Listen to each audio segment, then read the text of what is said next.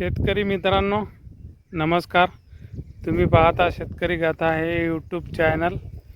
तुम्ही जर या चॅनलवर नवीन असाल तर व्हिडिओला लाईक आणि सबस्क्राईब करायला विसरू नका.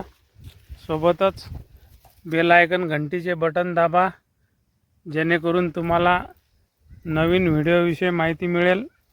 मित्रांनो, आपण जर कपाशी या पिकाची लागवड केलेली असेल तर आपल्या कपाशीमध्ये पावसाळ्यामध्ये बऱ्याच प्रकारचे तण हे उगवून येते.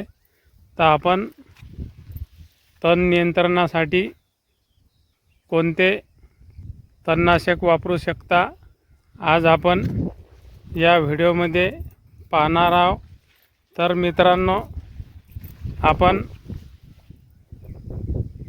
पाहू शकता या कपाशीमध्ये तणनाशक मारलेले आहे आणि पूर्ण तण हे जळालेलं आहे. मात्र 2 ते 3 तासामध्ये पाहू शकता तुम्ही.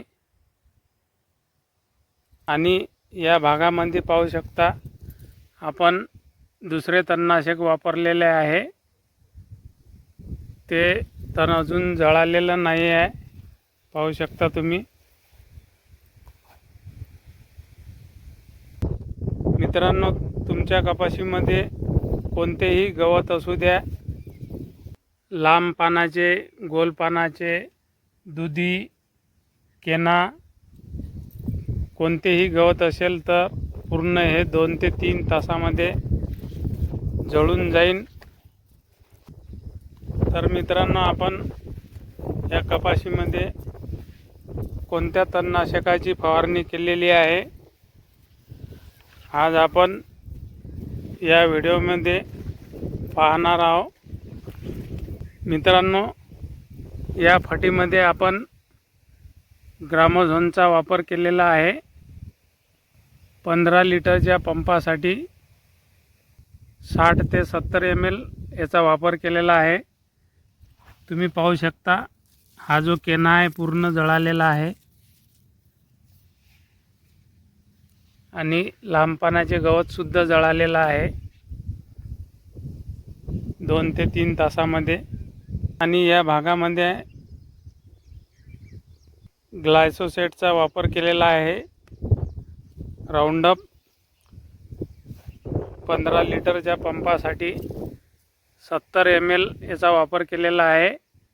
मित्रांनो, हे जे गवत तुम्हाला दिसते याच्यावर राऊंडअप मारलेलं, याला 7 ते 8 दिवस लागतील जळायला. आणि या बाजूनं जे आपण तणनाशक वापरलेलं आहे ते मात्र 3 ते 4 तासामध्ये पूर्ण जळून खाक झालेला आहे. पाहू शकता तुम्ही.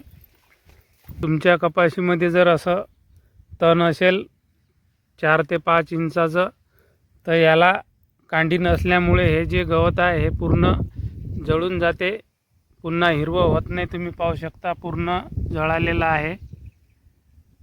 याने लयाळीसुद्धा जळते, मात्र परत उगवून येते.